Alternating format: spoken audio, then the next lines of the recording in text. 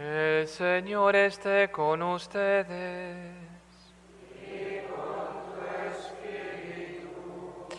Del Santo Evangelio, según San Mateo. Gloria a ti, Señor.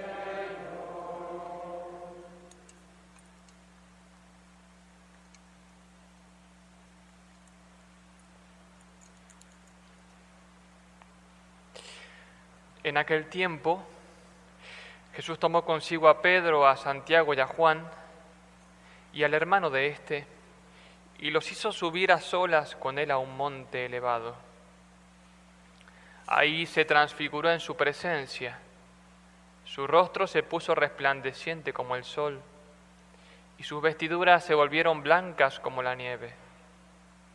De pronto aparecieron ante ellos Moisés y Elías, conversando con Jesús. Entonces Pedro le dijo a Jesús: Señor, qué bueno sería quedarnos aquí. Si quieres, haremos aquí 3 tiendas, una para ti, otra para Moisés y otra para Elías. Cuando aún estaba hablando, una nube luminosa los cubrió, y de ella salió una voz que decía: Este es mi Hijo muy amado, en quien tengo puestas mis complacencias. Escúchenlo. Al oír esto, los discípulos cayeron rostro en tierra, llenos de temor. Jesús se acercó a ellos, los tocó y les dijo: Levántense y no teman. Alzando entonces los ojos, ya no vieron a nadie más que a Jesús. Mientras bajaban del monte, Jesús les ordenó: No cuenten a nadie lo que han visto hasta que el Hijo del Hombre haya resucitado de entre los muertos. Palabra del Señor. Gloria a ti, Señor Jesús. Santo nuestro delecta. Ave María Purísima, Sagrado Corazón de Jesús.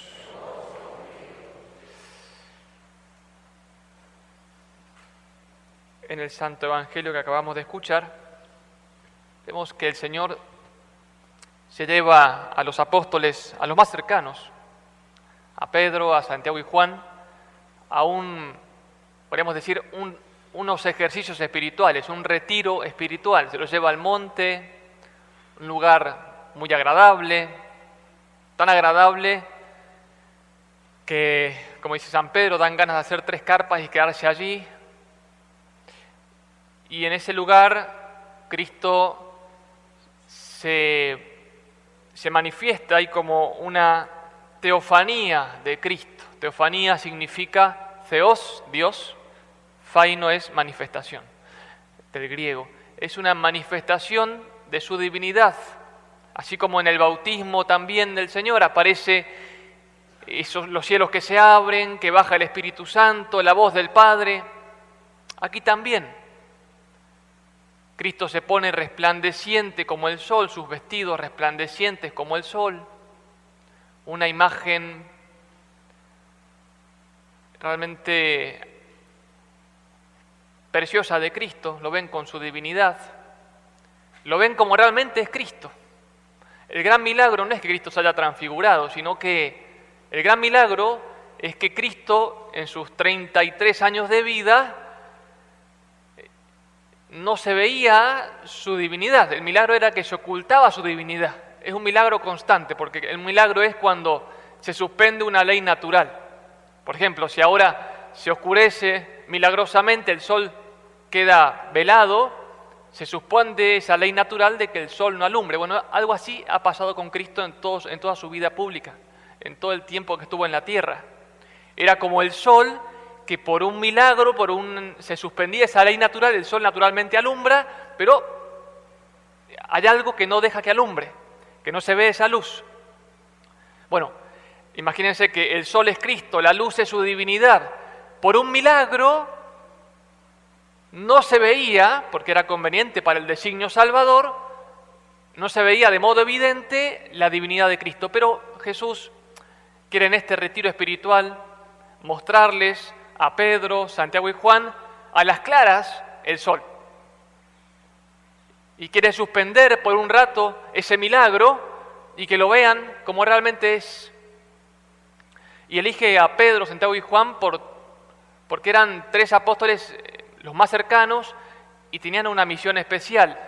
Pedro porque iba a ser el cabeza de la iglesia, la piedra fundamental, el que debía confirmar a la fe a los demás, a toda la iglesia. Santiago, porque va a ser el gran misionero de la iglesia, va a llegar hasta lo que se llama el fin de la tierra. Hay un lugar en España que se llama Finisterre, como la puntita, el final de la tierra. Y Santiago va a llegar hasta ese lugar, va a ser el gran misionero y además va a ser el primer mártir. Y Juan porque es el más espiritual de todos los apóstoles, el apóstol místico, el más cercano a Cristo, a su corazón, y también el más cercano a la Virgen María, porque de hecho va a ser él a quien el Señor le encomienda esa misión de ser el custodio de la Virgen, finalmente cuando ya Cristo no esté. Y decíamos que este retiro espiritual culmina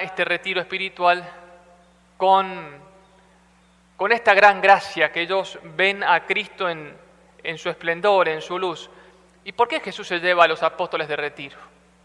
¿Y por qué les hace ver ese esplendor? Porque lo está preparando para el escándalo de la cruz. Porque dentro de poquito iba a venir ese momento de escándalo. Escándalo significa obstáculo, es como una piedra de tropiezo.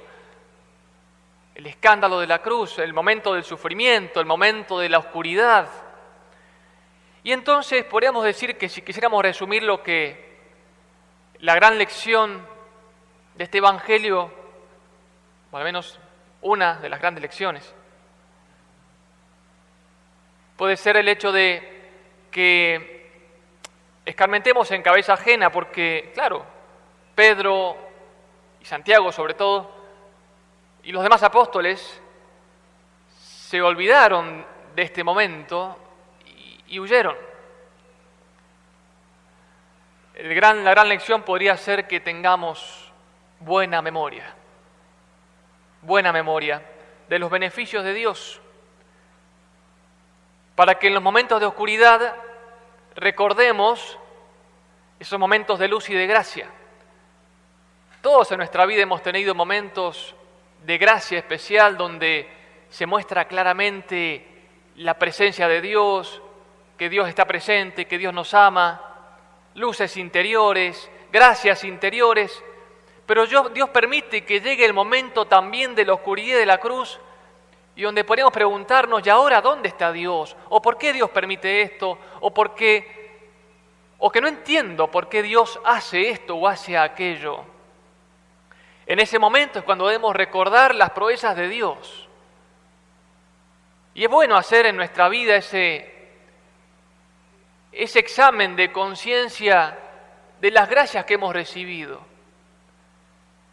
Es un gran mal la mala memoria. A veces tenemos memoria un poco selectiva y recordamos muy bien los males, pero recordamos muy mal los bienes.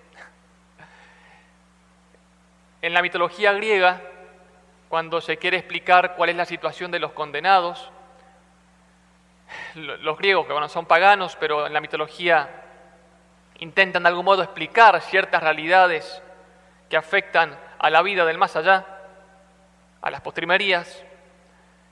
Y hay un mito griego que intenta relatar esto, qué pasa después de la muerte con el alma de los condenados, y dice que esa alma que tiene aún recuerdos bellos, los tiene, dice que va surcando en esa barquilla que estaba el Aqueronte, o sea, había alguien que guiaba esa barca y que los hacía pasar hacia el Hades, que era como símbolo del infierno.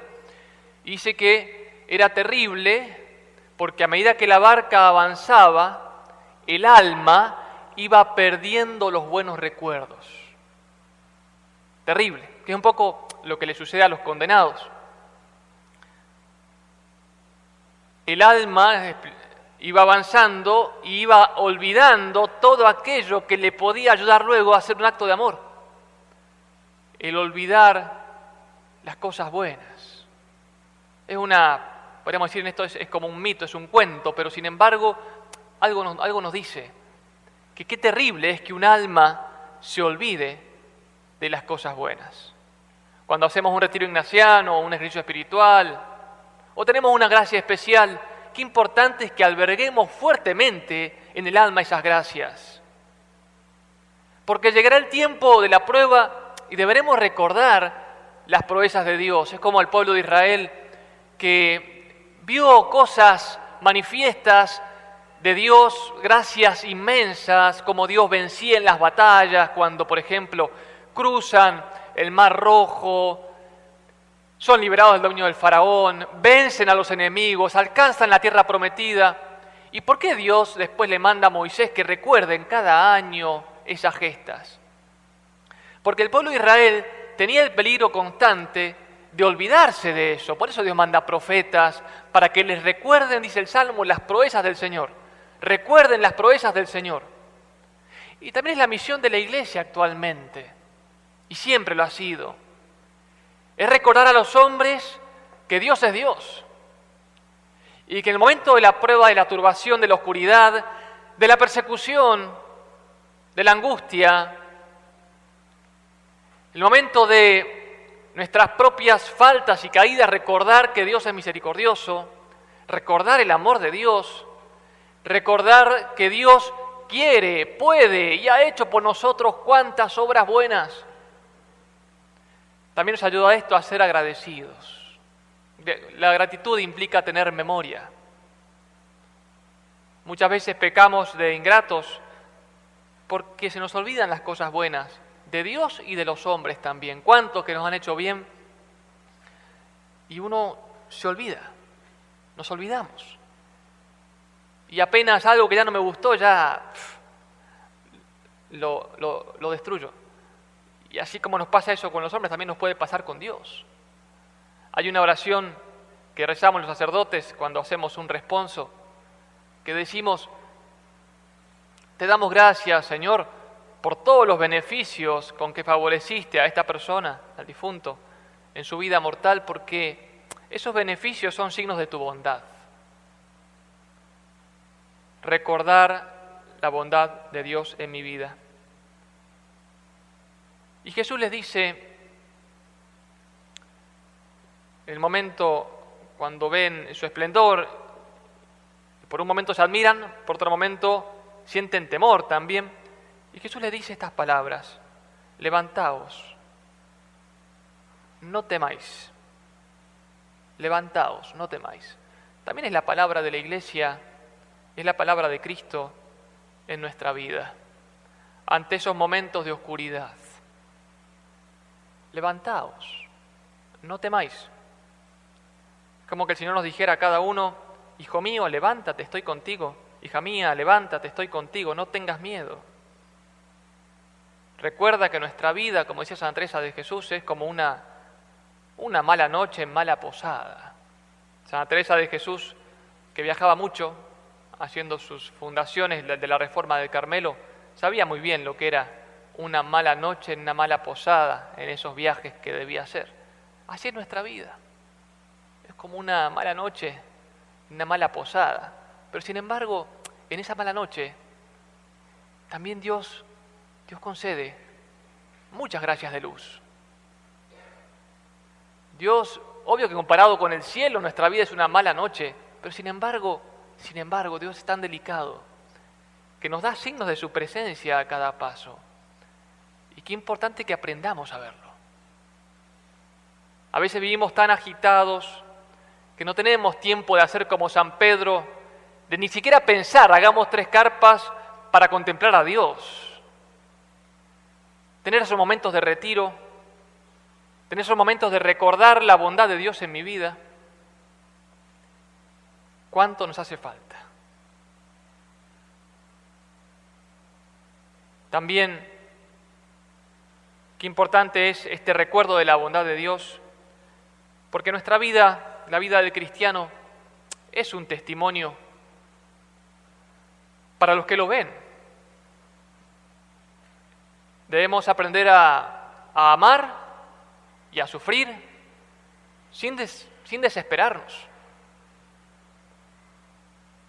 ¿Cuántas veces se escandaliza a veces el mundo o personas cuando dicen cómo esta persona que tan católico pero tuvo un problema y renegó de Dios, y que desgraciadamente a veces puede pasar, somos pecadores, pero Dios no quiere eso.